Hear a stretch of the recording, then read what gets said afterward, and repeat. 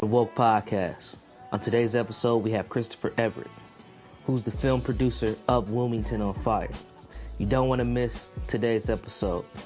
We go real in depth on the massacre that took place in Wilmington, North Carolina in 1898. The Wilmington Massacre was a bloody attack on the African American community by a heavily armed white mob with the support of North Carolina's Democratic Party on November 10th, 1898, in the port city of Wilmington, North Carolina.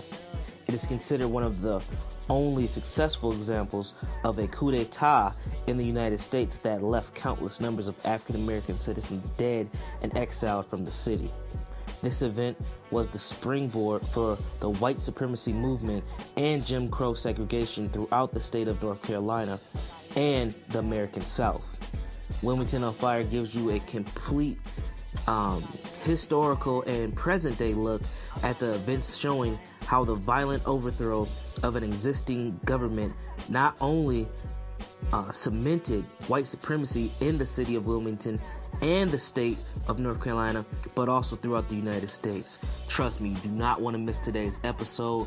Please be sure to share it. Please be sure to follow Wilmington on Fire on all social media platforms and check out WilmingtonOnFire.com. You need to have this film. You need to share this within your community. If you have children or loved ones, you need to share it with them as well. This is a very important part of our history that does not get talked about, even if you are not someone from Wilmington, North Carolina. This is still our history. So tune in, sit back, and enjoy the pod. Peace.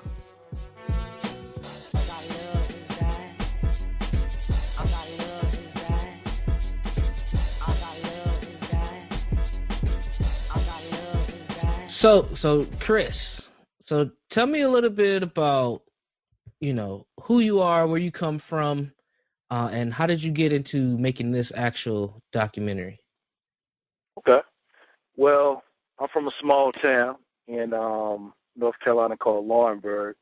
I guess many of you listeners, they probably don't even know where the hell that's at. but it's about 2 hours from Charlotte, 2 hours from Wilmington, and about 40, 50 minutes from Fort Bragg, which is in Fayetteville, North Carolina. But, man, I just, I've always been interested in making movies ever since I was a kid. And then after I graduated high school, I moved to Charlotte, North Carolina, and went to school at King's College and studied graphic arts, graphic design. And then after that, I was 100 pounds lighter back then.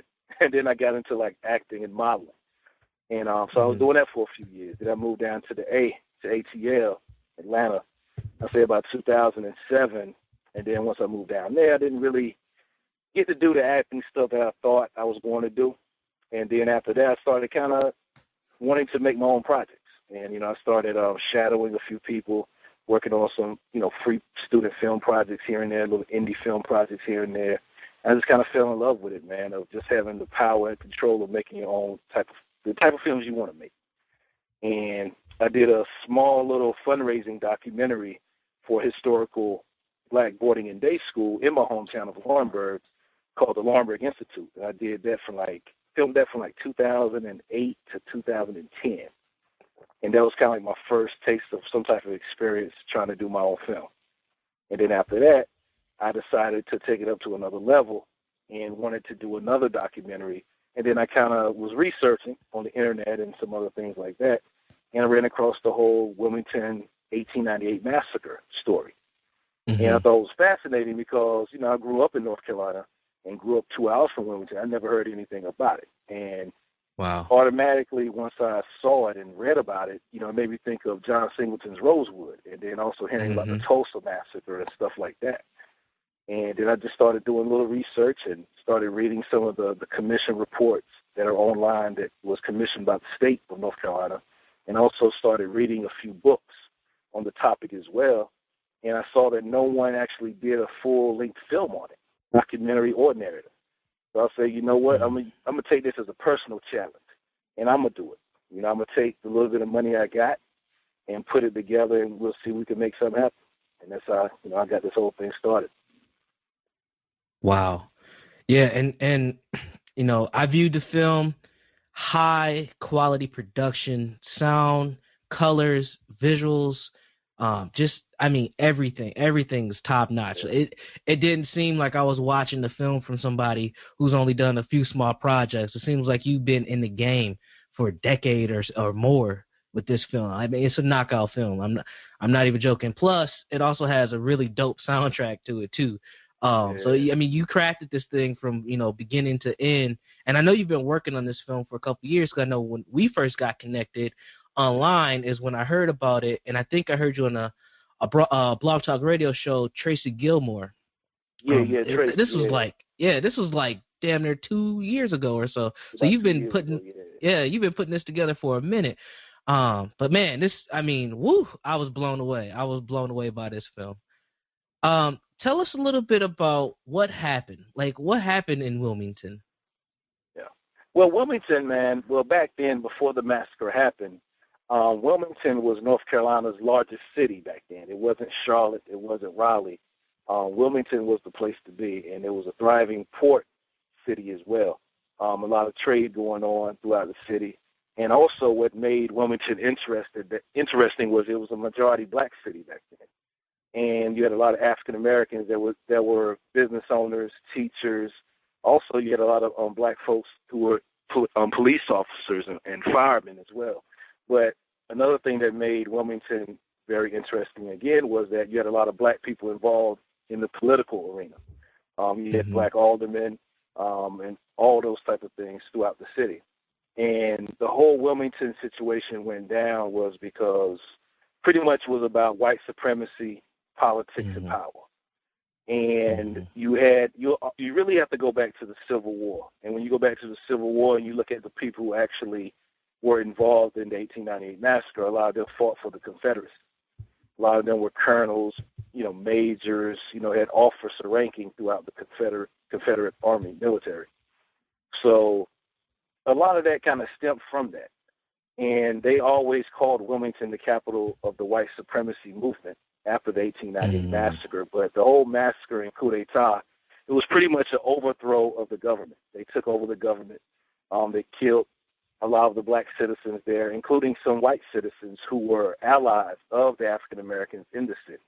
And they just totally destroyed the whole town, the political makeup and everything. And over a 2-year period, the city that was once majority black transferred to a majority white city.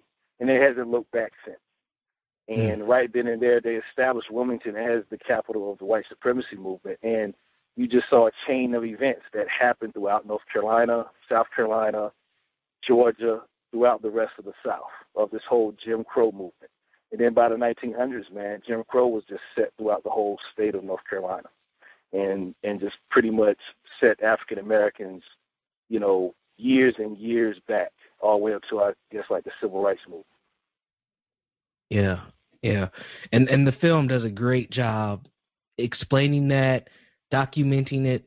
It ain't just, stories that were passed down from generation. Like there was actual documentation that laid a lot of this out, which is just incredible. One of the things that you mentioned was the movie Rosewood. And I remember watching that movie. I was probably like maybe 14 years old, picked it up on some cheap DVD from Target or Walmart. It was just laying around. And I remember watching that by myself and just being like, damn, like, what the hell is this? Like, this movie was crazy. And that movie touches on so many different things. And as I was watching Wilmington on Fire, it reminded me so much of that movie because it was just like, no, this actually happened, and it happened in more than one place. Oftentimes we hear about Tulsa, Oklahoma, but we had Wilmington, we had Rosewood, we had things that happened in New York. Like, this stuff that happened across the U.S. And a lot of these towns and stories don't have the lineage or the documentation to actually express what actually happened. So we have these types of towns and these situations that have happened all over. A lot of them are not documented. And exactly. And you said, go ahead. I was just about to, I totally agree. And that's the thing, man, is that almost every year you find out new things about different massacres. I think one guy, he wrote a book, I think, about the Slocum Massacre. I think down in Texas, I think. And I think he released a book last year. It's like, and this other guy, he did a joint called Banished, a documentary a couple of years ago. And it was about about 3 massacres that happened, I think, in Georgia and I think Arkansas. So these days, there was thousands of these type of events. They call them, I guess, ethnic cleansing. They were calling it that as well. They call it like, race riots, massacres, ethnic cleansing. Those are the kind of the terminology they would use. But these type of things, man, they happen all over the U.S. Because, they always try to make it seem like it's a down south thing. Right. But it's not. It happened everywhere, man, from top to bottom, east to west. Yeah. Well, one of the big important pieces that was touched on pretty early in the film was this group that formed called the White Government Union. Yeah. Can you talk a little bit about the White Government Union? Yeah. Well, the White Government Union pretty much was like a sort of like a secret political society in a way, like the Klan, but it was just more organized and structured. It had like a lot of your business people, your politicians, and things like that. Like the Klan were maybe, your local sheriff and a few, poor white folks. But the White Government Union, it was like the Klan, but that was more for your prestigious white folks. You know what I'm saying? Like people with stature, big money, politicians, business people, and like that. And they really did a lot of the behind-the-scenes work of really organizing this whole thing, because this wasn't just a thing that was restricted to Wilmington. They did the massacre in Wilmington, but this was a statewide white supremacy movement, because when they did the Wilmington massacre, that set the example throughout the whole state of North Carolina that this whole state of North Carolina is going to be under white supremacy. And you had White Government Union chapters all over the state. You know what I'm saying? So it was a well-organized white supremacy movement, which was an outgrowth of the White Government Union. And we have the documentation, as you saw in the film. We got their actual constitution and bylaws. They got all that stuff of how they organized and the tips, the strategies and tools that they were going to use to regain power, not only in Wilmington, but throughout the whole state of North Carolina, and bring it back to white supremacy. Yeah.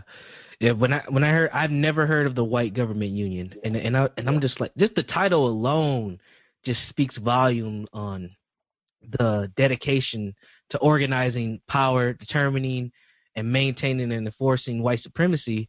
White Government Union. It's like these were not just regular white folks. These were folks that had put themselves in positions to make critical decisions, and they did it.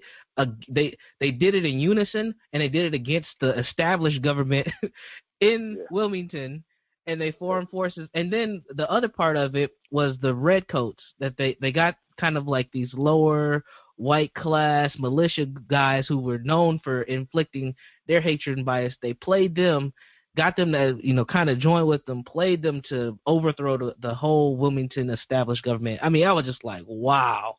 And it didn't take long for them to make all this stuff happen either, which was just another mind-blowing. Yeah, the thing is, see, they were planning and plotting this stuff for a few years. Because like I said, man, you had these type of massacres happen all over, especially like in places like South Carolina that are real close to North Carolina. But you had these type of things that were kind of building up. And I know one clip or one section that everyone really loves is the whole propaganda section by Dr. Wilmot Johnson. Yep. He really breaks that down, man. See, they had a propaganda machine that was running nonstop for about a year and a half before they actually did the massacre. And it was pretty much, putting all these stories about you don't want to vote Negroes in office, or Negroes in Wilmington are getting all these public, these political positions, which they weren't like that. They had a few positions, but not like to the extreme what they were saying. And they were saying that, black people making all this money, they're going to end up taking over, they're going to come after your women and your daughters. They were saying all those things and saying that we got to put a stop to this by any means necessary. Even if we have to kill them, you must do it. So a lot of the newspapers, the big newspapers back then, were White Government Union members. They were white guys, and they were actually members of the White Government Union. So a lot of them ran the whole propaganda throughout the whole state. And it really set the climate and the tone for when they did the massacre, and pretty much blamed, some of the African Americans for their own demise. And you even had a lot of black people back then that were actually blaming certain black people who wanted to stand up against all this racism and propaganda. They pretty much blamed them for it. And when you look at things like that, you see the same remnants of it today, when the victim always gets blamed, especially when it comes to our people. You see what I'm saying? Everyone else is blaming us for our situation, and plus we blame ourselves a lot of times as well. So it's like when you watch things like Wilmington on Fire and other films like it, you see that some has changed, but still a lot of things are still the same, especially how they use white supremacy and propaganda to really set forth their agenda. Absolutely. One of the key figures in the film was Alex Manly. You had one of his descendants in the film as well. Could you talk a little bit about who Alex Manly was and why was he influential for this film? Yeah, Alex Manly, man, whenever you look up anything about 1898, whether you're Googling it or whatever, Alex Manly's name always pops up. Like any of the pictures, like the picture of, you might have seen a picture of the burnt down building with the white man standing in front of it. That was his newspaper building. And that's like one of the main pictures of the massacre. And Alex Manly, man, he was an African-American man. He was mixed. He could easily pass for white, but he never really wanted to be classified as white. He lived and he lived as a black man, and he was proud of it. You know, he married a sister in Wilmington, and he started a newspaper called the Wilmington Daily Record. And it was pretty much the majority. It was a Republican type of newspaper. And back then, the Republican Party was more of your liberal type party. You know, and a lot of African Americans were a part of that movement back then for the Republican Party. So he really was in favor and lockstep with Republican Party, things and politics and thus forth. And he was really into also creating, he wanted to have a viable business, no doubt, but he also used his newspaper to push for, equality and a political agenda for African Americans and the Republican Party as well. But the white supremacists, they needed something to really latch on to before they could actually do the massacre, like what I was saying about the whole propaganda stuff. So Alex Manly, he does an article, but there's always been a rumor that he didn't actually write this article, but it came out of his paper, so he had to take the blame for it. But Alex Manly did a rebuttal article he pretty much rebutted an article from this lady called Rebecca Felton. She was like one of the first female U.S. senators, and she did this speech back in 1897. It was actually a year before Manly wrote the article. And she pretty much was saying that, white men need to raise up. It's the end of, slavery is over with, and white women need to be out here protected by their white men. And, white women out here working on the farms with these black men and being raped at will. And it's the duty of white men to stand up and protect, white womanhood. And if you got to, kill as many black people as you can, just do it. So that's like a paraphrase. But, so a year later, Alex Manly writes an article and pretty much criticizes Rebecca Felton's statement, saying that, you're totally wrong about your views about this whole situation, and that it's white men who are actually creeping, with black women. And he really exposed it. And he said also that a lot of white women are attracted to black men, especially mulatto black men as well. And then it's only when they get busted and caught they want to yell rape. You know what I'm saying? So when he wrote that type of article, they was like, okay, we're going to use this, and it worked because they plastered that article all over the state. And they had all these political cartoons that were, insinuating what Manly was talking about was real true, and, white women want black men and stuff like that. So they just put it all over the state, man. And he was the first target. When they actually did the massacre, they burnt down his newspaper building. Somebody tipped them off and told him that they were coming for him to kill him. So him and his brother jetted out of town. And they could easily get out of the area because they could pass for white guys. Everyone was looking for dark-skinned men, So they pretty much had to pretend white to even get out the state. You know what I'm saying? So they actually wanted to kill Manly. And the first act they did during the massacre was burn down his newspaper press. Then they just went all over the city killing black people at will. Yeah. Wow. Manley, he's an interesting figure, and there was another person I forgot to write his name. You had his descendant in the film as well. Thomas Miller. Miller, yep, Thomas Miller. And what they did, and a lot of the black people of the town of Wilmington, they really highlighted black excellence. Yeah. I mean, these people were not far removed from slavery at all. Like, this is literally 25, years or so, or a little bit more than that, years or so after slavery, quote unquote, ended, and these people have put themselves in a position to really be the lifeblood, quote unquote, of that town. Like you said, Wilmington was the biggest city in North Carolina, and they were instrumental. One of the things that was also touched on in the film was this idea of fusion politics, and I thought this was very important and key because can you explain a little bit what fusion politics is? Yeah, well, the whole fusion movement came about around that time, and it pretty much was you had black Republicans, and you had a few white liberal Republicans and white farmers, and they all decided that we all need to join forces. We pretty much have some of the same needs and interests. Let's join forces and get the Democrats out of office. So they created this thing called fusion. And, fusion means kind of like they come together. You know what I'm saying? So that's where they kind of developed that type of term. They called it fusion politics. But they still ran under the Republican Party banner, but they just called it, the whole fusion movement. And they were able to get a lot of their people in office from the state level all the way to the local level. You had a fusionist governor. You had a whole fusionist government throughout Wilmington, especially, and it was a mixed government. And that's what also made Wilmington unique. It really just wasn't like a one-sided government. It was a mixed government. It was what the so-called New South was supposed to be in after the Civil War. That type of integration type of style. You know what I'm saying? Where you had black aldermen, you had like a fusionist white mayor, you had black police department, black firemen. You had a good mixture, a nice little balance per se. And the Democratic Party really couldn't stand that, and that's what the whole creation of the White Government Union came about. And it says that in their whole bylaws, Constitution bylaws, that they have to break up that fusion between the black Republicans and the white, populists, white farmers. And their whole movement was to bring those white people in the fusion movement back to the Democratic Party and back to white supremacy, so they can make white supremacy whole again.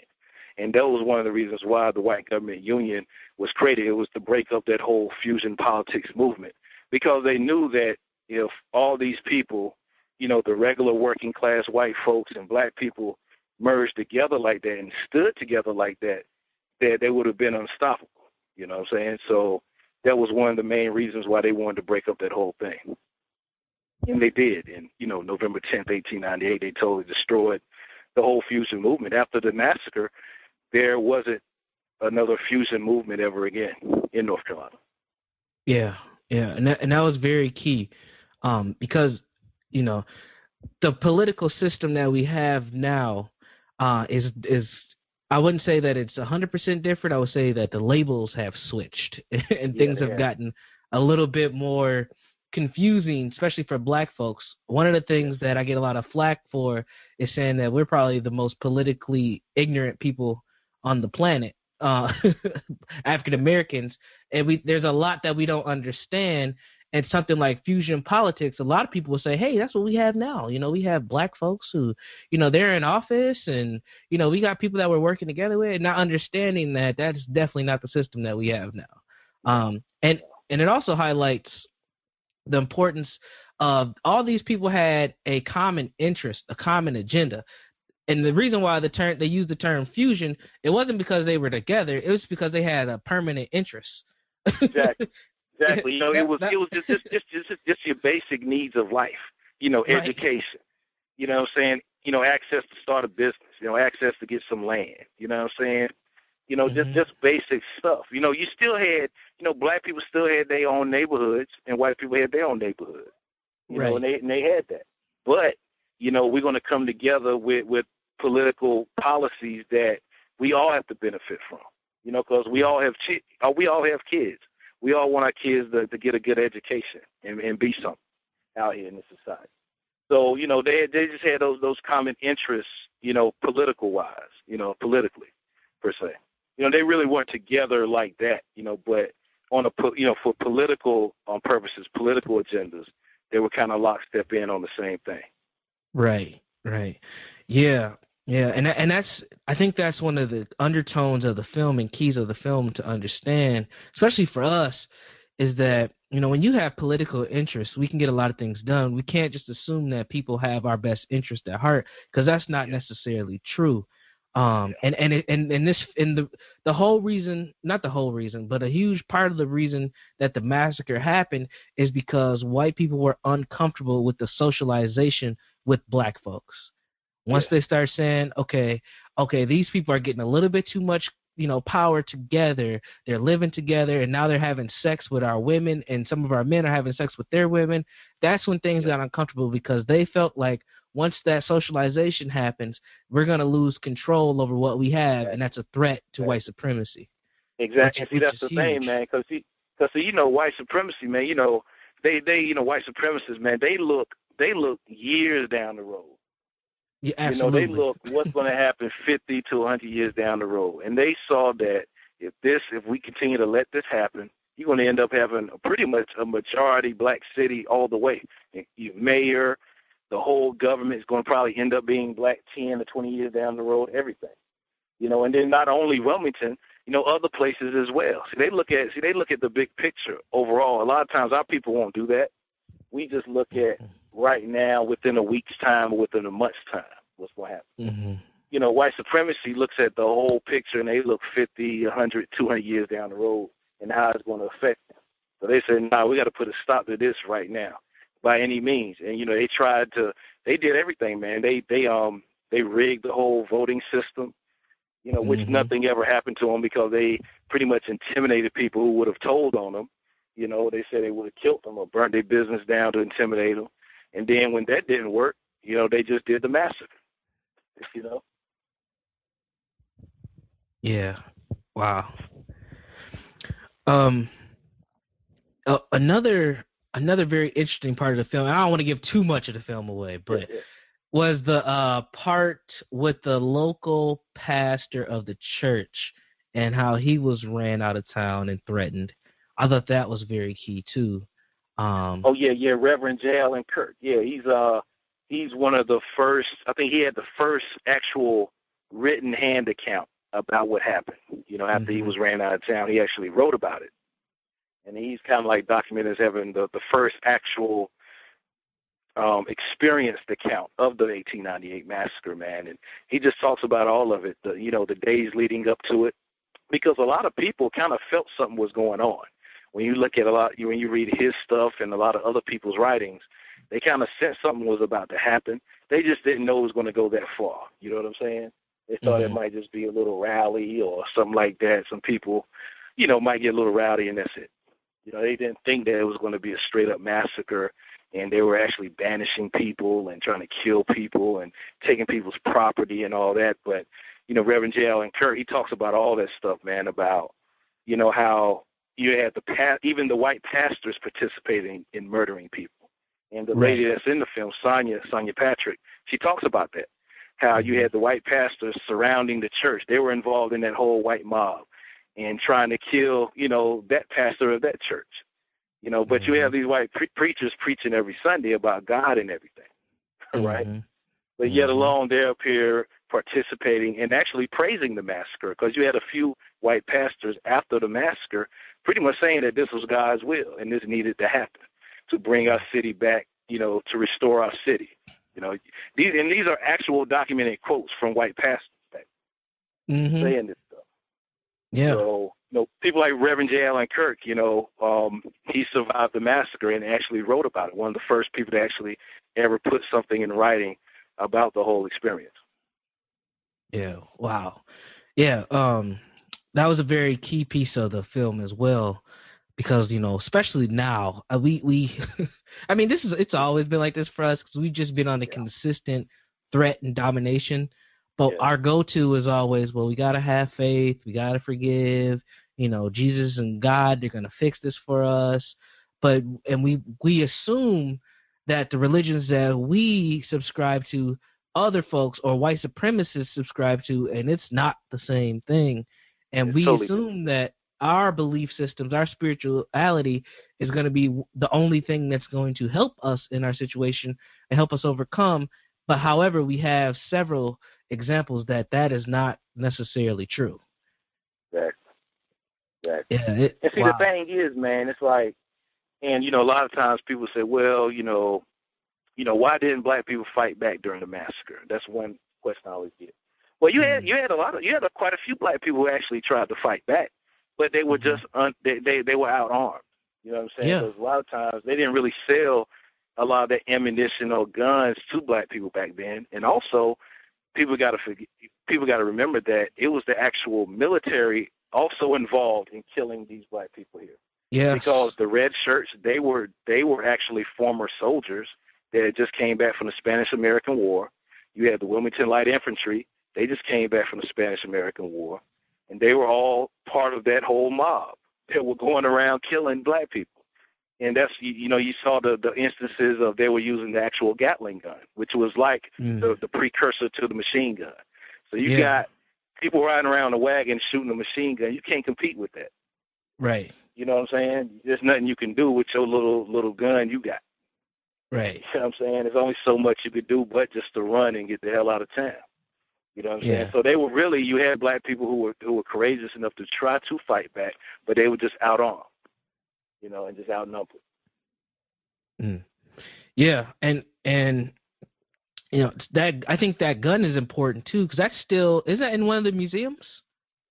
No. This gun? is the thing about this, right? They can now. They said they could never find the gun. There's rumors about where the hell it's at and everything, right? Okay. But hopefully in part 2 I can find the person who got it and we can see if they'll let me film it. But but yeah, they never really found the Gatling gun, so it's completely missing somewhere for many of years. But they actually have the rifles and everything like that they use. Sure. And I think that's in some museum or at the police station or something like that in their little museum vault. But yeah, the Gatling gun, no one really knows where that's at per se. Yeah, but there is documentation of it though too. Yeah. Yeah, you got the pictures. A lot of the pictures you see. I know one of the pictures you might see in the film where you got these guys standing on the wagon with the shotguns, and you see the Gatling gun in the back. Yep. Yeah, that's it right there. I mean, and this is a prototype for a lot of the weaponry that we see now, like those big machine guns that are hosted on top of, military infantry vehicles.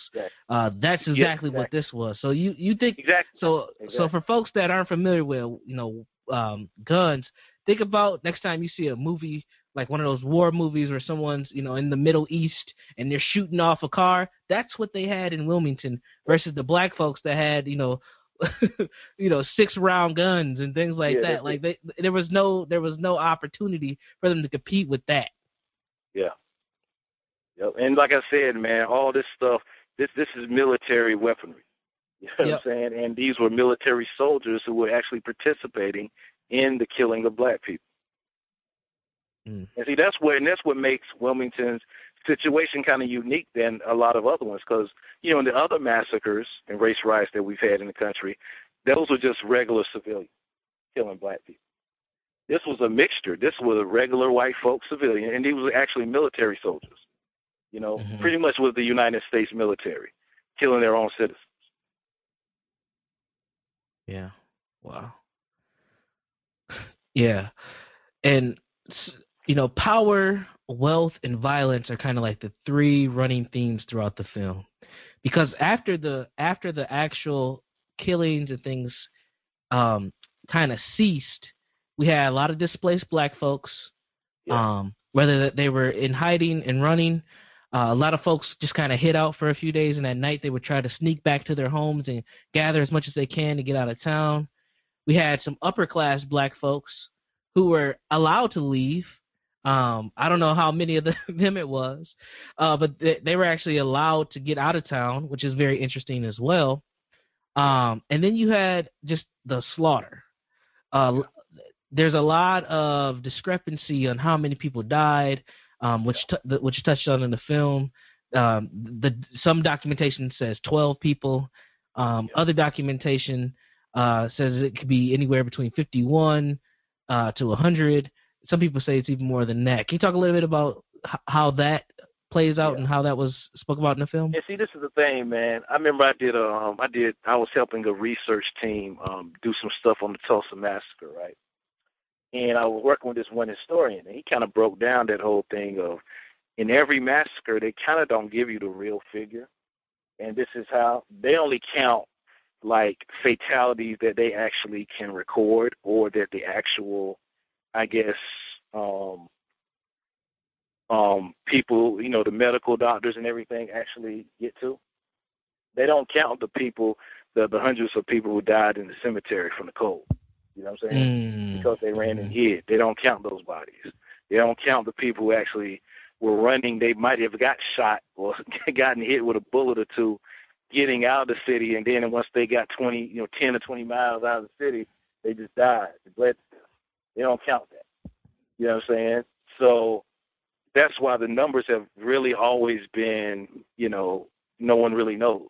And then also you couldn't trust the newspapers back then, that they were reporting, a lot of the newspapers who were ran by the white supremacists were reporting that only 2 people were killed.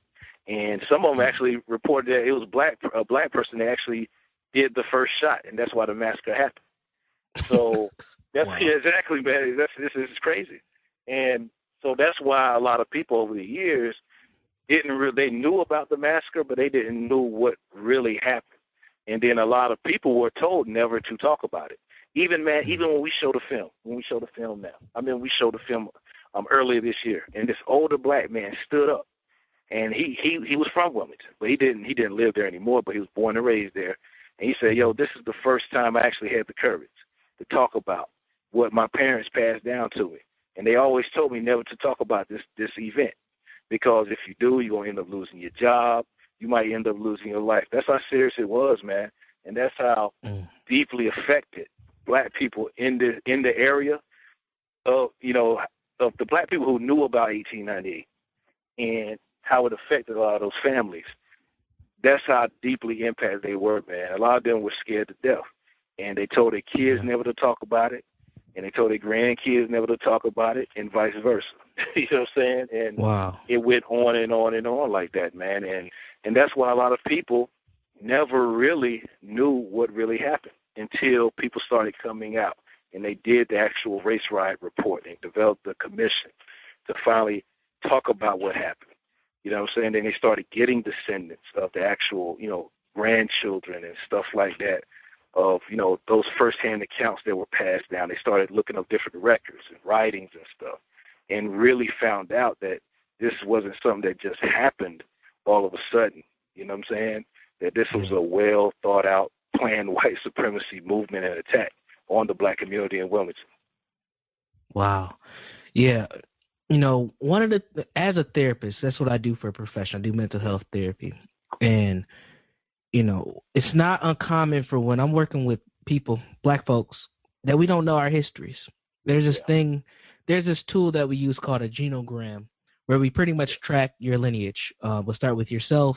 If the person has kids, we'll add them. We'll go parents, grandparents. We'll try to go as far up as we can. And many of the black folks I work with, they stop at their grandparents. Some of them can go up to the great-grandparents. And if I work with white people, or just any other ethnic group outside of black folks, they can go, great-great-great-grandparents. They can go all the way back to whoever was the first to even come over here. Yes, and it happens. And that struck me right away, because when I learned how to do this technique in therapy, I did my own. And I'm like, damn, I can only go up so far back myself. And then on one side of my thing, I can just stop at my biological dad, because I don't know nothing about him. And that's one of the issues that we as black people have. We always talk about we don't know our history. We don't know our history. We need to go back to Egypt and understand everything that happened on the continent. But we can't forget that we don't even know our own personal histories very well. Exactly. So it's very hard for us to understand our collective histories when we can't even figure out our own family stuff. And I believe the reason is what happened with a lot of the folks from Wilmington is there's so much pain. We have this legacy of suffering under white domination that people just really want to forget a lot of this stuff and not bring it up because it's so damn painful. Yeah. And I ran into that a lot, man, when I was first getting this thing together some years ago. I ran into that a lot. Either you run into it where I remember, man, this one person was telling me that they had found like an old box of old photos, right? It had like a whole bunch of pictures of like black firemen, black police officers, all like back in like 1880-something. Wow. Right? And the family just threw the box outside. It's like, like, why did they do that? Wow. You know, that's history right there, you throw it away. And I've noticed that with a lot of our people that a lot of the African Americans that I talked to, a lot of them didn't really have a lot of documentations and stuff. Like a lot of that stuff was in the museums or whatever like that we had to find. But I noticed with the white side of things, like these white families who were actually involved in the massacre, they actually preserved a lot of the records. Even though it's all about white supremacy, they still preserved it. Either they donated to the library or some type of museum or something to digitize it and preserve it for over 100 years. But I noticed with our people, we never really do that. And a lot of times, a lot of the history gets lost when you don't really do that. And that's one of the things I want to start, man, is like a good archive in Wilmington, a black archive where people who have things and they're thinking about throwing them away, bring them to us so we can preserve it and research it and study it. You know what I'm saying? Because a lot of these records, man, that's how you can get some of these old properties back that were stolen. You know, some of these old records and deeds. And you want to keep these things because you can actually help black people who actually gotten property stolen. We're actually going to put that in the second one. I got a guy in the film. He actually got someone's property back like that because he found a discrepancy in like one of the old deeds, and he got this one brother his land back. I think the land was worth about close to $1 million. Damn. Got it back. Wow. And see, those are the things I want to do, man, when I start this archive thing, is to collect not only stuff like that, but just everything, all this history. But yeah, you're right though, man, about the whole personal, our own personal history. A lot of us don't, we don't know because we don't really pass those things down, or things have happened that we just like, oh well, forget it, and that's it. Right. So. Which is a traumatic response. So it's easier to just keep moving forward, duck your head down, not think about the past because it's too traumatic. Wow.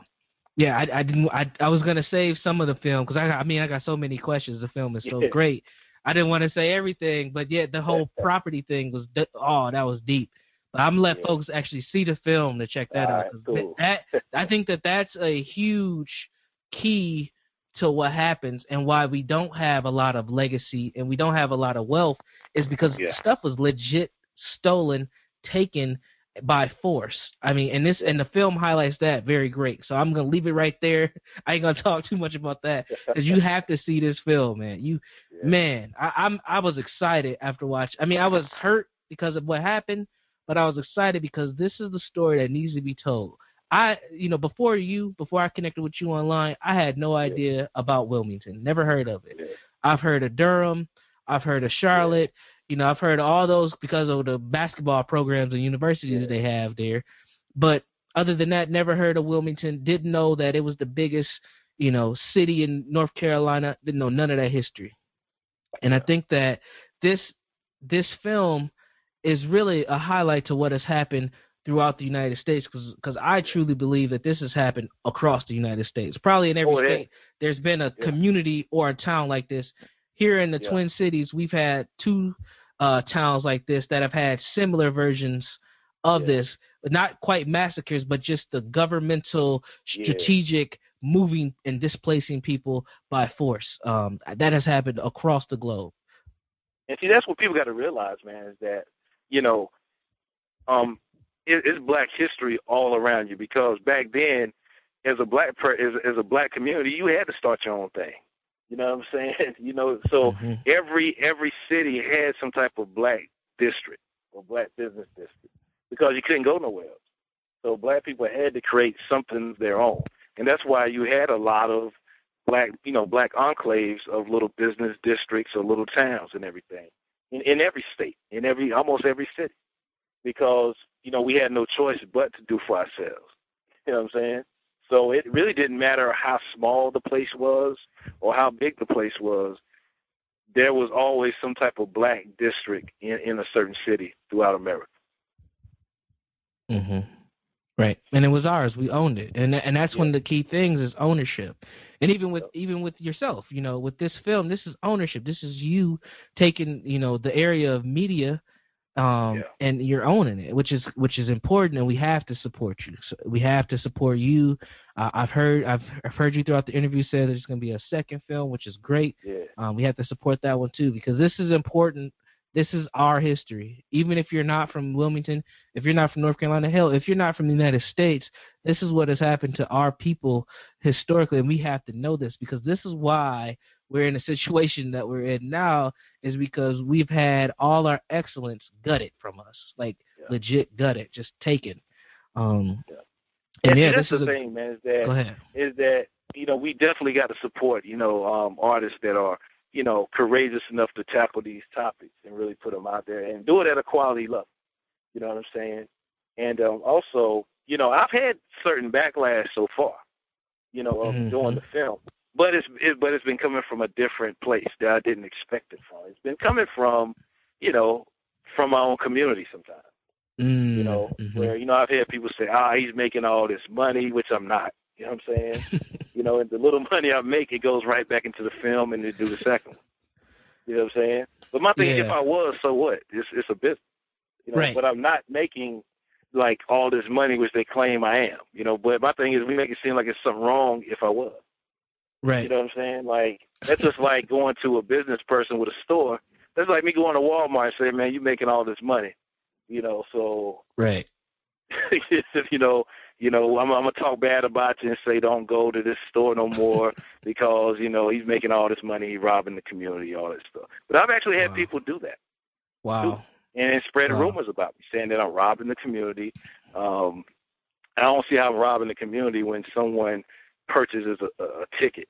Right. You know what I'm saying? Wow. Just like you go to the movie theater to see Batman versus Superman. Right. You pay $10 to get a ticket. How's that robbing the community? Right, and we'll have one black character in the film. Yeah, exactly. You know what I'm saying? It's like, I don't get that, man. But, that's the thing, man, because, I don't know. It's weird, but you just got to ignore it. And you just got to just continue to do, what you do. And, and still try to do it for the people. And I've done several things on the low, man. I don't even talk about that. I've done a lot in the Wilmington community. I don't even live there. You know what I'm saying? Yeah. But I still try to do things and try to support certain organizations and certain things, initiatives. But I do it on the low. You know what I'm saying? So, it is what it is, man. But I'm going to keep moving forward and do what I got to do. But everyone, I just want people to just support the film, man. WilmingtonOnFire.com. They can check that out, for whenever we're going to be screening and also when we're going to release the DVD and everything in November. Yes. And you can give out the date. When's the actual date, release date? November 10th. And the reason why I'm picking November 10th, because that's the actual day of the 1898 massacre. And November 10th is going to be the day that the DVD and the digital download and stuff like that will be available for purchase. So, it's going to be available on Amazon and also WilmingtonOnFire.com. But pre-sales are probably going to go on probably like beginning of October when we start pre-selling it. All right, sounds good. So everyone just log on to WilmingtonOnFire.com or just check us out on Facebook.com/WilmingtonOnFire, and you can keep up to date with everything. Yeah. And I would encourage everybody, once again, even if you're not from Wilmington, it doesn't matter. You need to check out this film. This film just lays out what happened so beautifully, and it gives you your history. You may not have been from Wilmington. Your people may not have been from Wilmington, but this is your history because this has been done across the board, man. And it's a great film. Like I said at the beginning, this production-wise, I have a background doing some films, and what I've seen, color, sound, angles, all that is dope. It's dope from beginning to end. Great film, and I highly encourage people to check it out. I'm gonna buy a copy.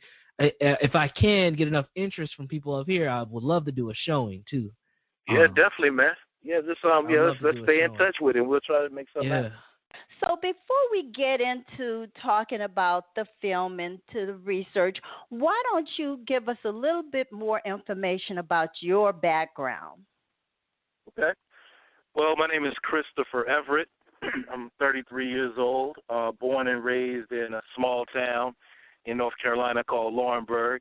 I kind of started off years ago into the film industry. I was about 100 pounds lighter back then.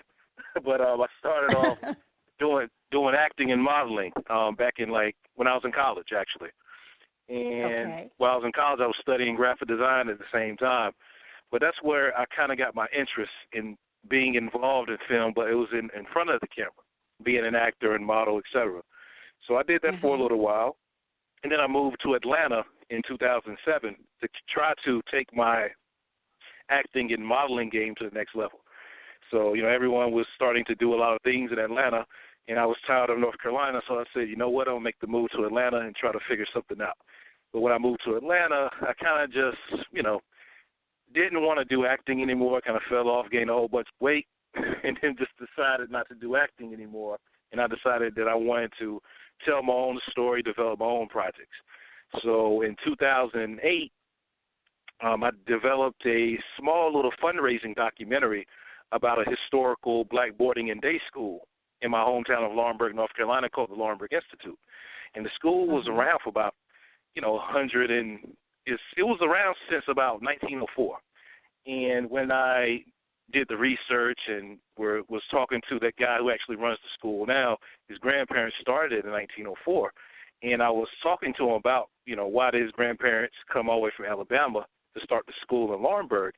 And he was saying that a lot of people didn't want to come to North Carolina back in those times in the early 1900s because just of the racism and things that were going on, the climate of everything in the state back then. So that made me want to do a little bit more research. Okay, what was going on in North Carolina back in 1904, 1903, 1902? And then I kept running into what happened in Wilmington, North Carolina with the Wilmington Massacre of 1898, which led to the whole Jim Crow movement that happened throughout the state of North Carolina in 1900. So I was like, wow, I never heard of this before. Like, it just reminded me of the movie Rosewood by John Singleton that I saw years ago, and also hearing about the Tulsa Massacre and things like that. So I saw that a few people wrote books on it, but I saw that there wasn't anyone who actually made a film or a documentary on it. So I took it as a personal challenge as well, that I wanted to do something on it, and thus I developed Wilmington on Fire. Well, isn't that interesting? So you actually met somebody working on another project, and that's how you heard about Wilmington, North Carolina. Well, I have to admit this was new information for me because I never heard of the 1898 massacre. So give us more information and also tell us what kind of sources did you read to find out about what happened in Wilmington, North Carolina. Okay. All right. Well, I didn't find out about it working on another project. It was actually my project about the Laurinburg Institute. It was like I did like a little small 30-minute mini documentary film because I grew up around the school. I know the family and everything, so it was like a way for me to give back type of thing. I wanted to help the school out some way. I knew I had a background in film, so I said, you know what, I'll help you do this film project. On the school, and you can just use it for fundraising or awareness. So just doing the research for that project kind of led me into the 1898 story. But the sources and everything, I'll go back to the Wilmington Massacre. The Wilmington Massacre was pretty much an all-out attack on the African-American community in the city of Wilmington, North Carolina on November 10th, 1898. And it's also considered one of the only successful examples of an actual coup d'etat that has ever happened in America. And a coup d'etat is an actual overthrow of an existing government. And that's what actually happened in Wilmington on November 10th, 1898. Wilmington back then was a majority black city, and it was a very prosperous and thriving city back then. Back then, Wilmington was the main city in North Carolina. It wasn't Charlotte. It wasn't Raleigh. Everyone wanted to be in Wilmington. And also back then in Wilmington and also throughout the state of North Carolina, you had a thing going on called fusion politics, and that was a joining of a lot of black Republicans and white populists who kind of merged together and developed this quote-unquote phrase called fusion politics to pretty much put their people in office and try to make the laws more, favorable for everyone, to try to, I guess, the hopes of Reconstruction to really, really put out Reconstruction to what it really was supposed to be for, the country. But you had also a white supremacy movement that was going on in North Carolina and especially in Wilmington during the time as well, who didn't want to see that happen. So thus for the 1898 Wilmington Massacre happened, and then when the massacre actually happened, they removed all the black police officers, all the black aldermen. They got rid of all the white fusion office members and everything, and totally took over the government in the city of Wilmington. But it was also a statewide white supremacy movement. They rigged the elections across the state, and they pretty much were able to put all of their people in certain offices throughout the state of North Carolina. And then in 1900, they were able to win the governorship in North Carolina. And then after that, that's how they were able to basically set up Jim Crow throughout the whole state of North Carolina. And that was the main reason, that was the reason why you had Jim Crow that set in North Carolina, was because of the 1898 massacre. And that's how impactful and important, knowing about this event is. And a lot of people don't even know how we actually came into Jim Crow in North Carolina, but the 1898 massacre was the reason why. Right. And so to tell this story, what did you do and what kind of research went into just developing the storyline so that people could understand the November 10, 1898 Wilmington Massacre? Well, I started off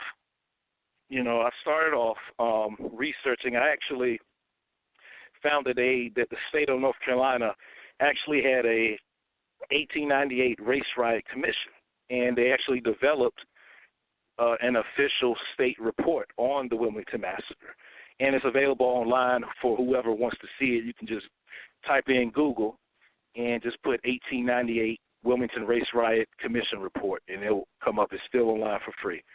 So that was my first thing. I wanted to check out the report, see what all they had to work with. And just after reading the whole full 600-page report, for about a month or so, then I went to looking at some other sources, read a few books of people who have written about the topic over the years. And I also went to certain archives as well just to check out certain documents that were featured in the books and also featured in the actual state report. And then actually talked to the people who actually worked on the state report as well, some of the historians and researchers, and just got some insight from them on, where did they research, where did they get the information from, and all that. So it was pretty much like it took me about a year and a half to just collect a whole bunch of data to really just have to get a starting point of how I wanted to really attack the story and develop the story.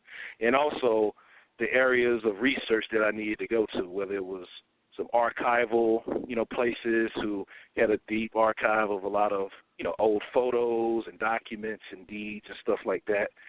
Or I had to also just research and look up a lot of books that were written about, because you've had several books that have been written about the 1898 massacre since 1901.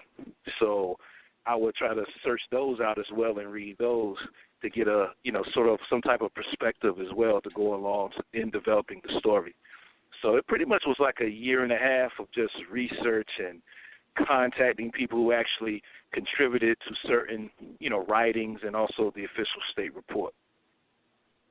And you were doing this by yourself, or did you have a team of people working with you? When you're an independent filmmaker, it means that you're broke. So I was by myself doing a lot of this stuff. But the experience I gained doing the small project for the Laurinburg Institute really helped me in doing research for this project. But also, I had while I had the research and kind of developed a structural outline how I wanted to attack it, I reached out to one guy who's in the film. His name's Larry Rennie Thomas, and he's featured throughout the film. He was one of the first people I reached out to kind of get the ball rolling and try to actually start filming some people on camera. And he has been a real big advocate about 1898 and the whole reparations movement behind 1898. And I reached out to him because I saw that he had an organization. And his organization, it actually seeks out direct descendants of the victims of the 1898 massacre. And he actually had, like, the grandson of Alexander Manley, who had the black-owned newspaper that was burned down back then during the massacre. He's worked with him for years, and a few other direct descendants of the victims of the 1898 massacre as well. So I really wanted, I just didn't want just the research to back it up. I also wanted firsthand accounts from, personal stories that were passed down, to children and grandchildren, for several generations. And I wanted those stories to be on camera as well. So I wanted to really do this thing of sharing those stories that were passed down to grandchildren and great-grandchildren to go along with the research and documentation as well. So I wanted people to have a personal experience, but also wanted it to be, factual and educational at the same time. Right. This sounds like it sounds like you put a lot of yourself into this, with the passion, the drive. What was driving you to make this happen? I just like to talk. I just like to tell these type of stories that aren't really, talked about in the mainstream. I wanted this to be my first film project, first major film project. And I just like to do things, a certain way. If I'm going to do something, I want to go all out and I want to go all in with it. I don't want to, half it. It's either all the way or nothing. So, I pretty much used all my money, all my savings and everything for the past 4 years to research this project, to develop it, to shoot it, to film it, and get everything going and everything. So, but it never really felt like work while I did this. It was a fun experience. Met a lot of great people, a lot of good researchers and historians and professors. And every time I would interview somebody, it was like I was getting a free education, every time. And I was like, wow, I wish all my teachers were this interesting. Even my camera guys, they would say the same thing. They always talk about Wilmington on Fire being one of their best film projects just because of all the knowledge and information and things like that we would just hear sitting down for hours and hours talking with historians and direct descendants and activists and scholars and researchers. So it was just a great all-around experience, even though the work has been hard, but it hasn't really felt like a lot of work. Well, I know, we talked to one descendant, like I mentioned earlier, Alex Manley's descendant, Dr. Lewin Manley. He lives in Atlanta, and he's a retired dentist. But his grandfather was Alex Manley. And anytime anyone out there who's listening, anytime you Google or research on the 1898 massacre, Alex Manley's name always pops up. He was one of the key components, 1898 massacre, from the victim standpoint. He was an African-American man who had actually one of the only very few black-owned daily newspapers I know in North Carolina and possibly throughout the country back then. But he was of mixed race as well. But he always recognized himself as a black man first and foremost. And he was a very outspoken person who really supported the Republican Party agenda back then. And back then, the Republican Party was more of your, liberal type of party back then than what it is now. So he was a very, very key figure in the city of Wilmington back then. But, his newspaper building was burnt to the ground back then, and he had to pretty much him and his brothers and stuff like that, they had to pretty much leave the city forever and could never come back because of they were actually going to kill him. But just hearing some of the personal stories of, and this is one thing that not only from Dr. Manley but from a couple of other descendants that we have in the film, a lot of them didn't really know about the history until they got older. Like I know Dr. Manley talked about how his parents rarely talked about it, and he said that his grandparents rarely talked about it to his parents when they were coming up. And I've noticed that in our community, we don't really talk about those type of tragic events. You know, it's kind of like you talk about it, but you don't talk about it. And I think it was based off of fear in a way, because I know we're going to do a follow-up to Wilmington on Fire, and we've actually connected with a few of more of Alex Manley's descendants, and they talked about how when Manley moved away and, you know, never came back to Wilmington, how he was pretty much paranoid the rest of his life. You know, he had his kids. His kids would have a bodyguard that would go with him to school. He was living in Philadelphia, but he still feared for his life because of the 1898 massacre. So just hearing those type of things, just the terrorism that black people went through back then, even though they left the city and the state, there still was a fear in the back of their heads that at any time, you know, someone could come for them, because the federal government didn't do anything about the massacre. They just let it happen. So that's why that fear was always in the back of their mind, that, you know, if we talk about it or say something about it, you know, they might come up here and get us. Right. So just hearing those type of stories from Dr. Manley and other descendants. I know one lady, she read an actual letter from her great-grandfather after he was banished from Wilmington after the 1898 massacre.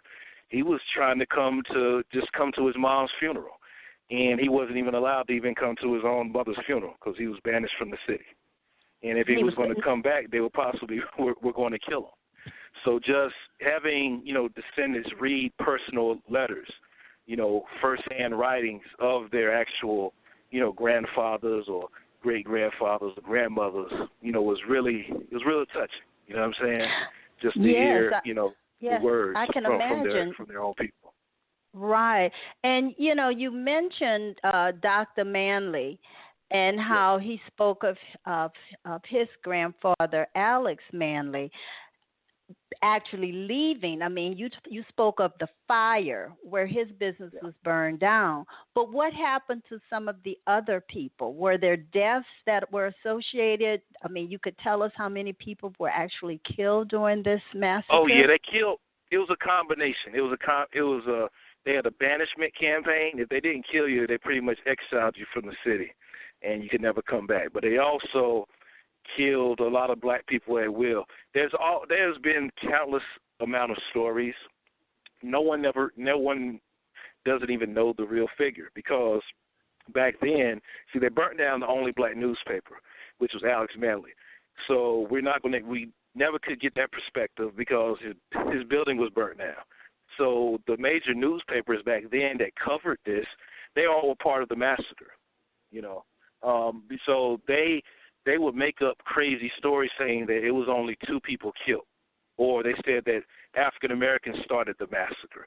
And see, those were the stories that a lot of the newspapers pushed back then for years. You see, because they were a part of the whole massacre as well. They were part of the propaganda arm of the massacre. So if they put it out in a newspaper, that's all you can really go by. But when people started leaving and putting the word out about what really happened, you know, back then that's when people started to talk. I'm like, okay, that didn't really happen, but we can't say anything. But there's been, you know, speculation there was, you know, 12 people killed, 8 people killed, also several hundred. Just from personal, you know, letters and, you know, so-called first-hand accounts, it looks like it several hundred to a few thousand. Because when you go by the census, like I said, Wilmington was slightly majority black city in 1898. After the massacre happens, 2 years later, the black population is like cut in half. So I know just more than just people just being exiled and leaving, they actually had to kill a nice amount of people as well for that population just split in half in like a year and a half time. You know what I'm saying? So, right.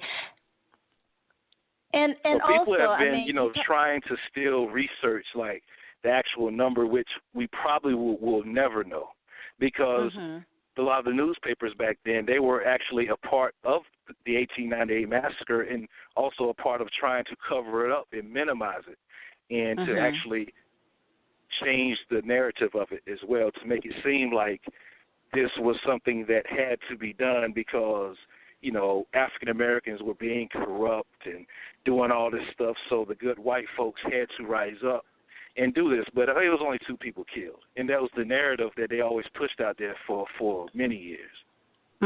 So that was the way that they justified what happened in that community. Yes. So when you spoke of the narrative, so you found old newspaper articles that supported what you just said? Oh yeah. You could just in the articles, we have some of them in the film, and you can just check out some of the articles. Anybody who's a researcher out there, and they'll say, only 2 people were killed. Also, there was another article in another newspaper said that it was a black person who actually shot first, and that's what started the massacre. Which all that stuff wasn't true at all. That wasn't the reason why the 1898 massacre happened. But they always had to put out these type of smear campaigns. And when you look at what's going on today, that's why I tell people, just always look at history, because you'll be so surprised that what you're seeing today is really nothing new. The same stuff, you look in the old 1800, 1890, newspapers, it's like the same type of stuff that they talk, that they say about black people today in the media. Nothing and things have really changed. Nothing has changed. Making black people seem a certain way to justify doing harm to them. Right. Well, we're going to take a quick break and come right back, because this is an interesting discussion, and I know everyone wants to hear more. So just a quick break. All right.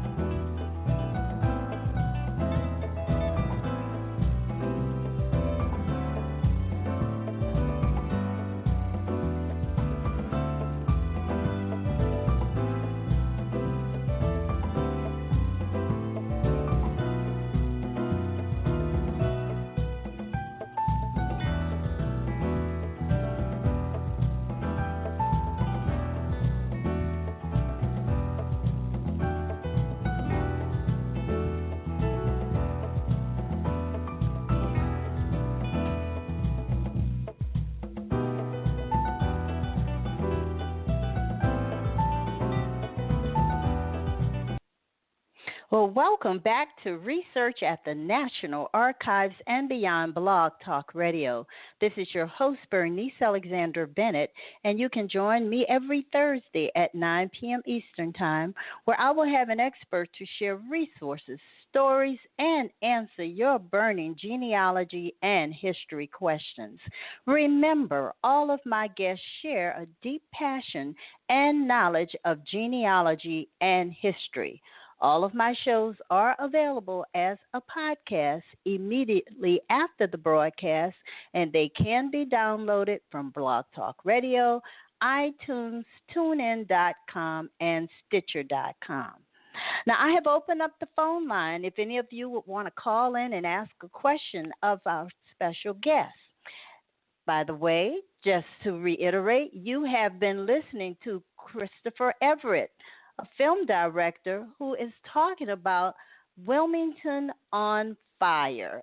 And Wilmington on Fire chronicles the bloody attack on the African American community and unseated elected officials in the port city of Wilmington, North Carolina, November the 10th, 1898.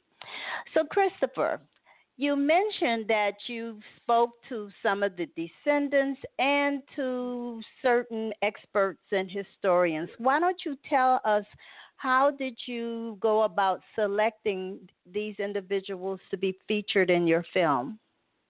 Pretty much, I looked at the actual Race Riot Commission report that I was telling you about earlier that they had available online, and I looked at some of the contributors to it. And one was Larry Rennie Thomas, who I told you who I reached out to. He was one. I talked to him on the phone about it. He was all for it. He said, hey, whenever you're ready to film something, let's do it. I reached out to the lady who actually wrote the official state report, Lorraine Umfleet. She was down to do it. She said, hey, Chris, whenever you're available, just let me know, and we can film it, film my stuff. I reached out to Professor Sandy Darity of Duke University. He actually contributed to the state report as well.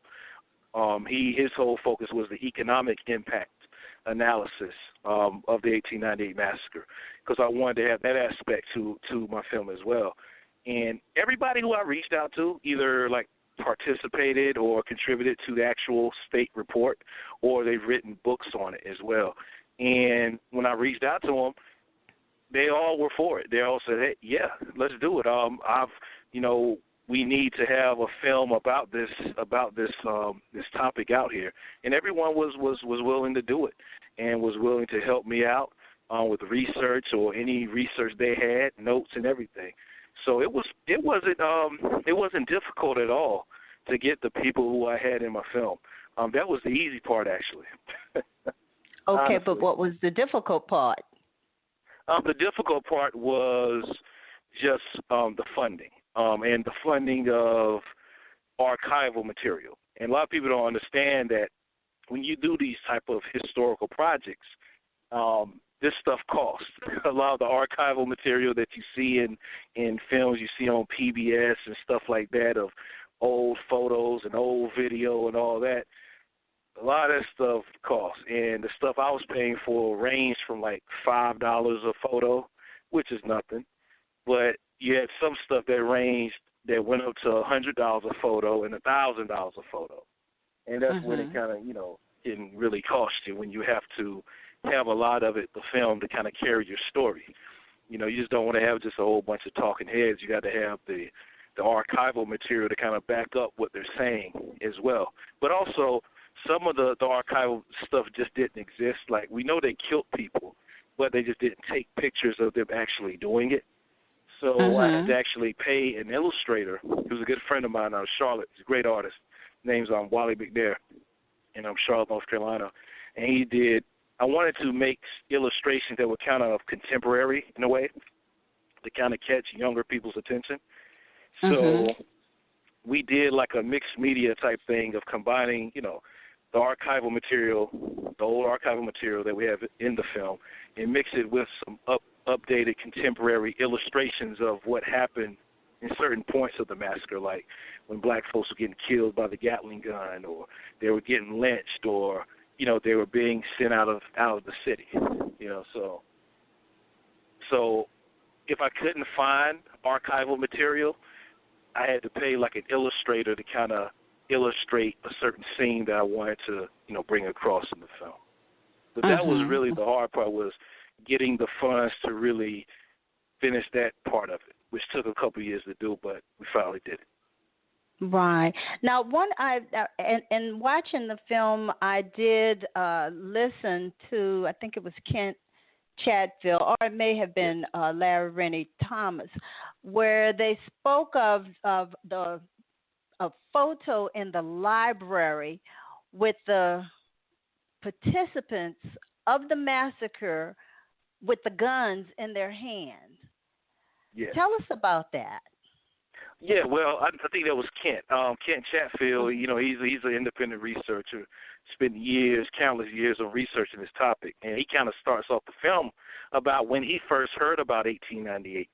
And the Wilmington Light Infantry building, where a lot of this stuff went down back in 1898, back in, I'd say, the 60s, 50s, 60s, 70s, it was the actual library in Wilmington, the public library there. And he talked about, and Ken was talking about how he would hear the stories about 1898 from the white community in the library and at his church. His church was right beside the public library back then. And he would hear these stories. And he talked about how, these old men would talk about the massacre of 1898. And also they had the Gatling gun in that area back then, too, that they used in 1898. And then when he talks about it, actually show a picture of the Gatling gun. That was the picture that they took after they did the massacre, them on the wagon with the Gatling gun in the back. So when he talked about, playing with the Gatling gun as a kid, I wanted to show people that, it was a real Gatling gun that they used, and that's why I kind of put it up there on the screen for people to see. That, we just not making this up. They actually used a certain type of military, machine gun from back in the day to do the massacre and kill all these black people in the city. And I think it's just amazing to think that photo was available and in the library. They were proud I got of that. It's available for the use. They have it. Yeah, it's available in the library. They have a small collection in the public library today that just focuses on 1898. That picture is in there. Another picture of the white mob standing in front of Alex Manly's newspaper building that's burned down. They have a picture of that. They have a few pictures of those scenes, the aftermath scenes of the 1898 massacre. Right. So this was definitely something that was planned, but it sounds like the community was proud of what happened. Yeah. Back then, you had a lot of white folks who were very proud of what happened because, see, you got to understand that, and we talk about it in the film about propaganda and how they and pretty much condition people, for the carnage to come. Because you have to condition people, of why you're about to do what you're about to do. So they won't feel, sorry about it or try to stop you to do it either, doing it as well. And so when the massacre happened, you had a lot of white pastors that was pretty much saying that this is God's will, that this happened, that it needed to happen to restore balance and order in the city of Wilmington, that white supremacy is the rule and law of the day. And it needs to be back to what it is, So, and you had and these are like written accounts of people saying this in newspapers and everything back then. So the whole city changed dramatically after 1898. The African American community hasn't been the same since. Like I said, it was real progressive back then. It was the largest population of people back then in the city, but now it's like 80% white, 19-20% black now, and and that's what it is. African Americans hardly own and control anything in the city anymore, so you can really see the effects that still linger throughout the city. Even over 100 years later, you still see the effects of it. And what's the general reaction of the community once Wilmington on Fire was premiered in that community?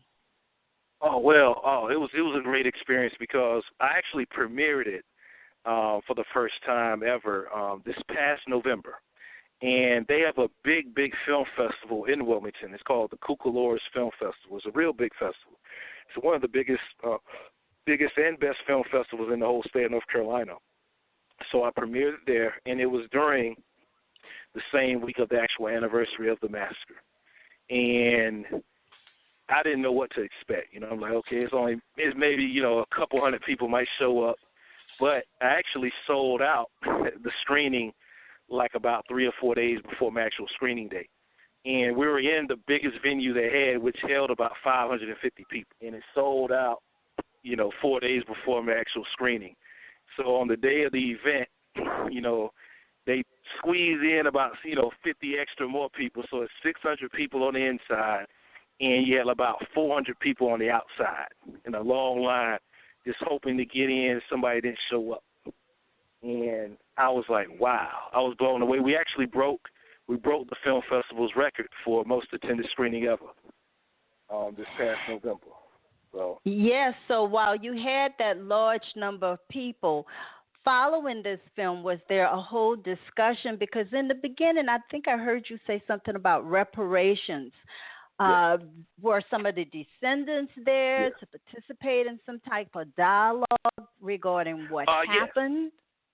Yes, we had in every screening, whether it was Cucaloris or any of the screenings that we have, we always have a discussion afterwards, panel discussion with me and a few other people.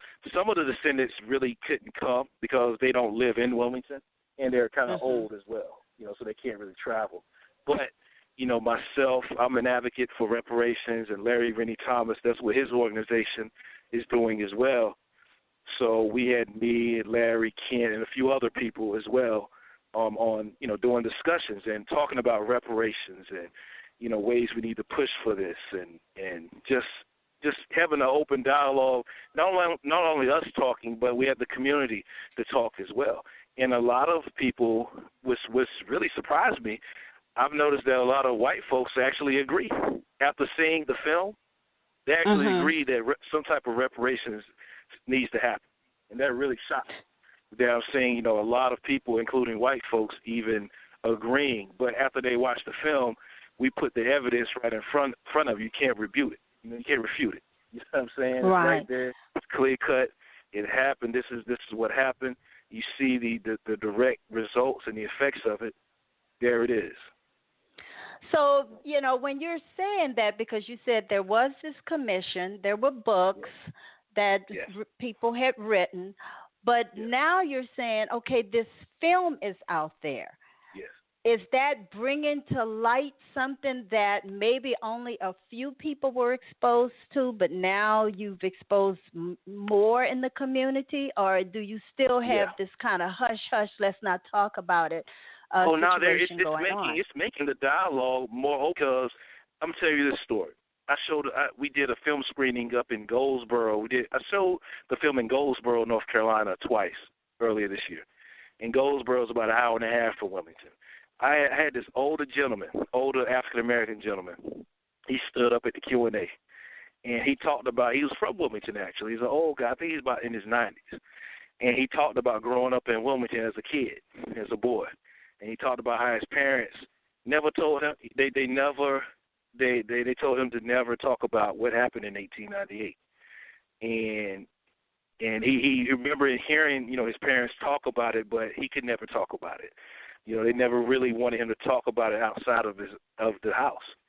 And he said that was like the first time. He said this was the first time he actually, he felt the courage, after watching the film, to talk about it in public. You know what I'm saying? So those are the things that we're doing. That's what the film is doing, showing that, you don't have to be afraid to talk about this anymore.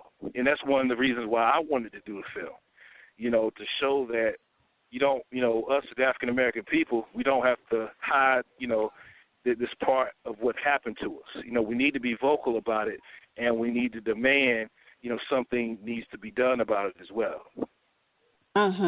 So you have this open dialogue, because what you're saying is these people live with secrets. Yeah. And until they had an opportunity to get these secrets out and even just share this, I mean, how can you have healing when you have this kind of undercurrent that's a part of your life, and that something actually happened, but you can't talk about it? So it sounds like it was a good thing to at least have that dialogue with the community. Well, is this something and also it kind of, a lot of stuff that we talk about in the film, a lot of people are still seeing remnants of what's going on today still, of what happened in 1898. And I think that's what's really getting people to really engage in the dialogue after the film screening, because they still see the stuff, whether it's propaganda or just the government and stuff like that, whether it's in their own state or their own city. They kind of see a lot of that still going on within their communities today. And I think that's what's really, really getting them, is that showing that how a lot of this stuff that you saw happen back then, that stuff is still happening today. And I think that's what's really getting a lot of people to really, have them wake up to a lot of stuff that's going on today. Right. Now, when you laid out this story, because I know you had to lay it out in such a way that people really would kind of understand it and go to the next level wherever you wanted them to go. Tell us how you laid this story out for people. Well, it's a it's a hard process for just the average person, but I don't know. You have to really have a creative mind. And what I did was I just did like I did like a book report. I just took it back to like I was in middle school or high school. And when you learn, when you first learn how to do a book report, you start with an outline. So I just did that. I just created an outline of like headline titles on it and wrote it. I just took a notebook and just created an outline of introduction. Each point I wanted to kind of focus on a point and broke that down. Each point was like a chapter title, and I would write out a certain title, make up a title of whatever I wanted to focus on that chapter for 5 to 10 minutes. No more than 10 minutes. So that's how I pretty much got an outline. But when you're doing a film, when you're interviewing and filming people, a lot of times that outline is going to change a little bit, because when you talk to them, they might tell you something that you never even thought about or something that you never heard about. So now, it kind of throws off your outline somewhat, but that can be a good thing as well.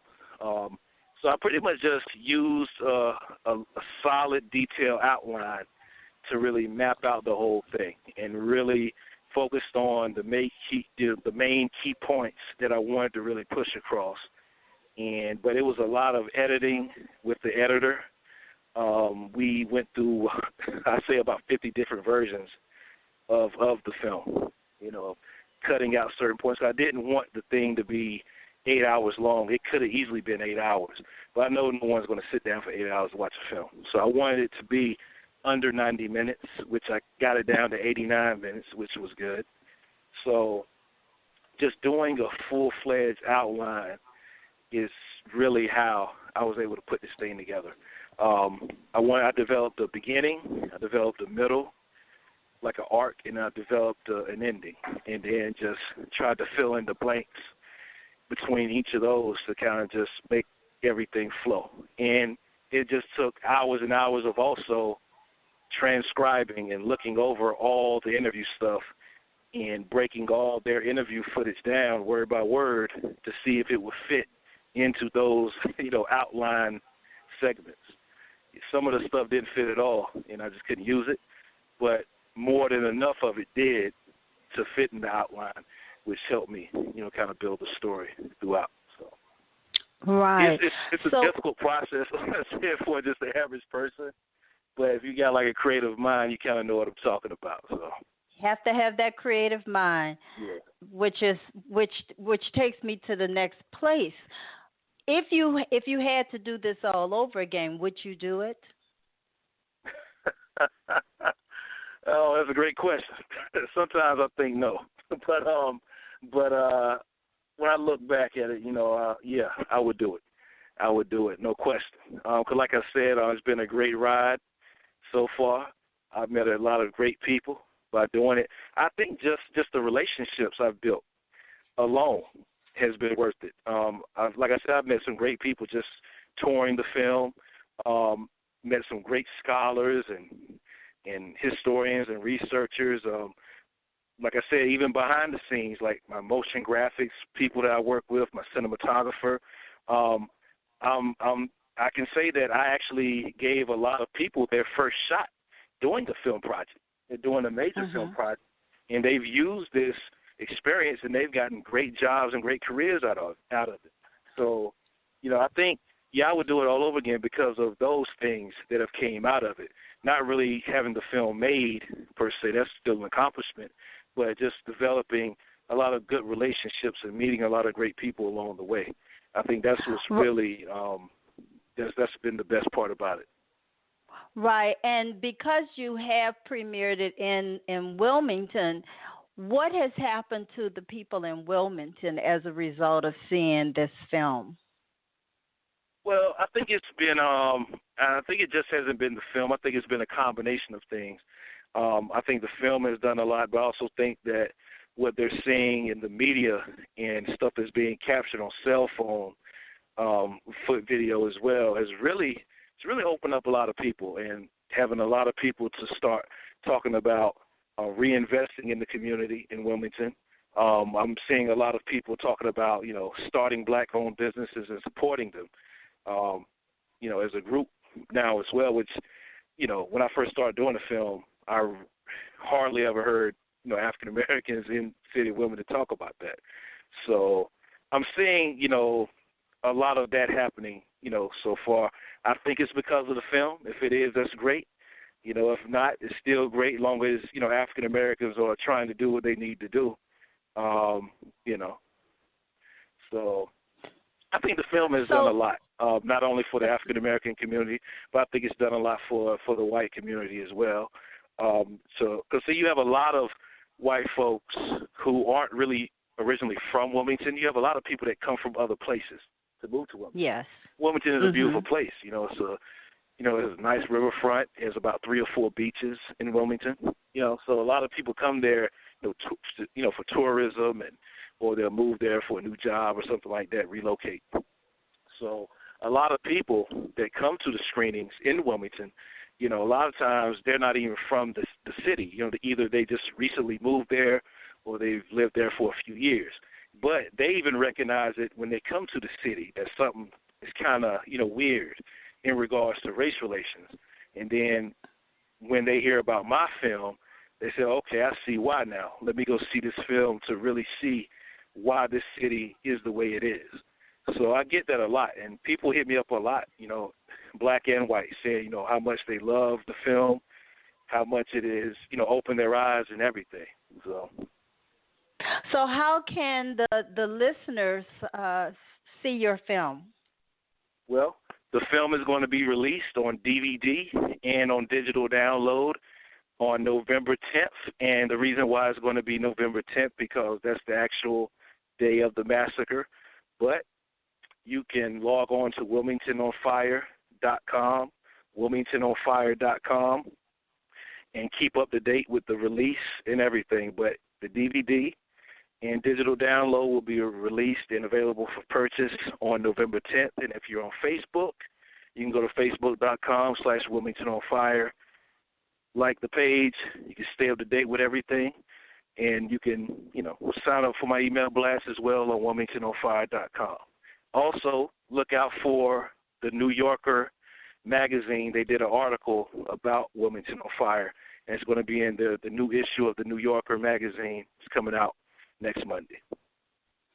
Oh, wonderful, wonderful. And I have a comment, and it's saying to you, congratulations for preserving the history.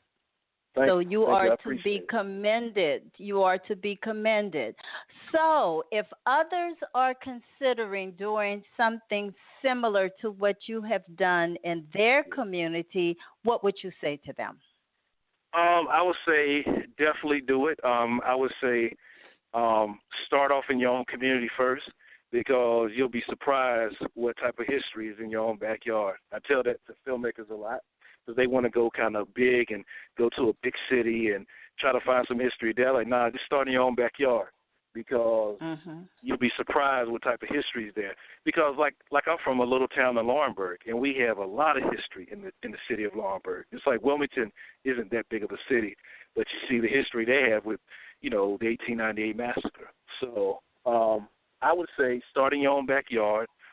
Also, believe in yourself and invest in yourself. You're going to have to put your own money into it to start off with, because no one's going to give you any money. You know what I'm saying? Just starting off this thing, because they feel like if you don't believe in yourself, why should they?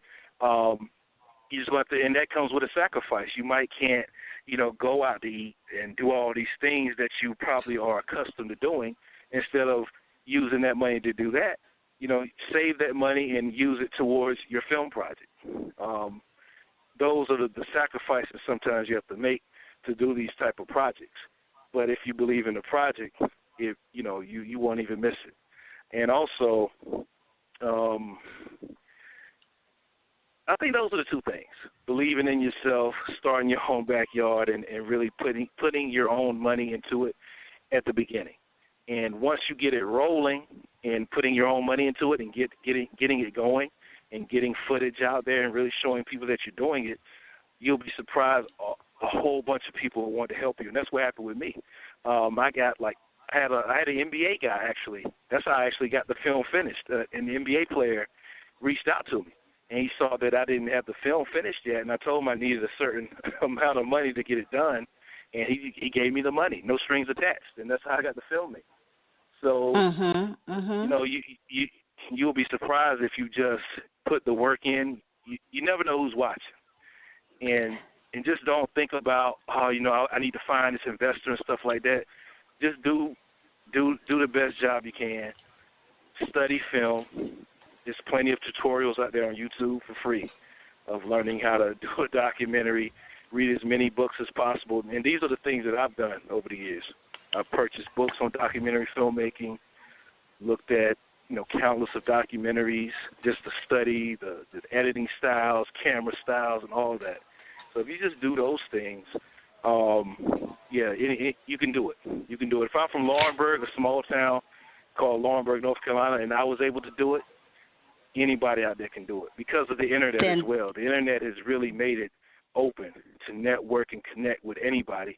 Even after you make your film, you can sell your film to anybody across the world. So, you know, anyone out there can really do this. You just have to put in the time and the work into it. Right. And we have a comment coming out of the chat. It says, thanks for sharing this history and your experience with us. Now, was there any reason you chose a documentary rather than other media like a book or a fictionalized movie? A fictionalized movie would have cost a whole bunch of money. That's one. A fictionalized movie is still an option for me. I'm actually working on a treatment, you know, right now. So I may still do a fictionalized version of it, but I just didn't want to do it off then because I didn't have a lot of money to work with. Doing a documentary was, you know, it just worked better within the budget I had at the time. I got it. And doing a book, like I said earlier, a lot of people have written books about it. There's several books about it, but no one's actually did a documentary, an in-depth documentary. So I wanted to do something different. And that's why I kind of chose the documentary route, because I also already had experience doing a documentary as well. So the cost factor of it, and also I had experience already doing documentary films, kind of led me to just doing the documentary first, you know, because you had several people already who've written books about it, and I wanted to be outside of the box. I didn't want to do what everyone else was doing, so I decided to do a documentary on it. Right. Well, thank you so much. You're so encouraging, but you're also very passionate about what you have done, and it's something to encourage others. You know, a book is one thing, a fictionalized movie, but also a documentary. Yeah. And one of the things all that those different mediums are fine. You know, anyone out there, it's whatever you feel comfortable with doing. And if you want to do a book, you should do it. If you want to do an animated version of it, you should do it. You know, it's several different, you know, ways to preserve our history and tell the story.